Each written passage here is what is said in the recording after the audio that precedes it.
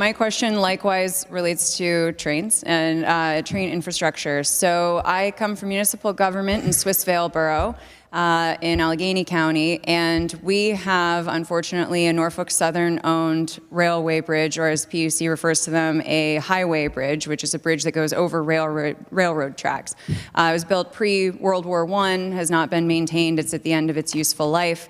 And every time it rains, pieces fall off of it. I'm not an engineer, but that doesn't seem right to me. So PennDOT closed it down, and we are experiencing significant safety issues related to EMS response times and other problems associated with that in our community. When I was on Borough Council, I approached PUC to see if we could get some assistance working with that. We had a field meeting, which I have to say was very unsatisfactory, because we were told that it is the policy of the state of Pennsylvania to transfer ownership of these railway bridges or highway bridges to municipalities. What I've been unable to find, however, since getting elected to state office is where that policy is. Who made that policy? Why is it the policy of the PUC to transfer ownership from a multi-billion-dollar railroad company to a 9,000-person borough? I also asked PennDOT for the figures on how much we spend on this as a state, because PUC told us as a borough, don't worry, when we assign ownership of this, you can just get money from the state to pay for it, state taxpayer money. PennDOT tells me they've allocated $26 million in this budget to pay for 24 freight rail projects for assets that were formerly owned by railroads in Pennsylvania. Could you explain to me why it's the policy in Pennsylvania to transfer ownership to small boroughs from a multi-billion-dollar corporation of these railroad assets? Thank you very much for the question. We have definitely been looking at your concerns expressed in terms of that. Let me just start with the fact that where our role is in trying to bring the parties together. We're concerned in terms of safety. My understanding of this bridge, it is a century-old bridge, probably more than a century old, and bringing the parties together. In that case, it was not only the rail company, but also the municipality as well as the Department of Transportation.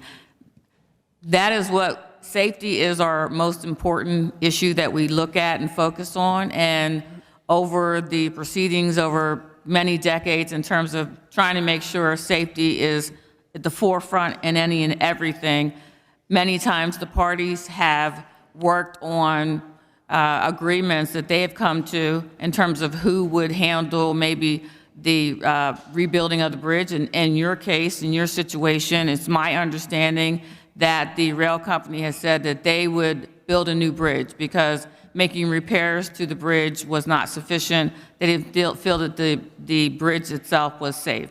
And I know in terms of, I hear you express concern of them closing the road and people being able to have access to it.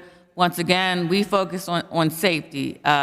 Concerns that something would happen and people are still using the road and still allow for it. In this case, it's also my understanding that the municipality, that the offer from the rail company is that they would build a brand new bridge. But the municipality, they asked the municipality to take over the maintenance moving forward. And I think that that's where your concern is expressed. You're concerned with the maintenance cost moving forward. Correct. Once again, we didn't direct that. We brought the parties together. And it's my understanding the municipality would like to continue to have discussions before they come back and discuss it even more. We were told in that PUC hearing that I was participating in my role as a Borough Council member that at that field hearing, field meeting, that the PUC has the policy of doing this. We were told by the person running the hearing that we should do what the railway says. We were told that we were required, essentially, if we wanted a new bridge, we should do what the railroad says. They were described to me as an arbitrator of what was going on, which might be describing what you're describing as bringing the parties together. I'm an attorney, so an arbitrator to me is a neutral party. But when the PUC holds a hearing and tells a municipality, do what the railroad says or you'll get nothing, and during that meeting, the railroad said, if you don't want to take over future maintenance, we'll cut the bridge down and leave you with nothing. That to me is not bringing parties together. That to me is not acting as a neutral party arbitrator. That to me is taking the side of private industry against a small municipality of 9,000 people.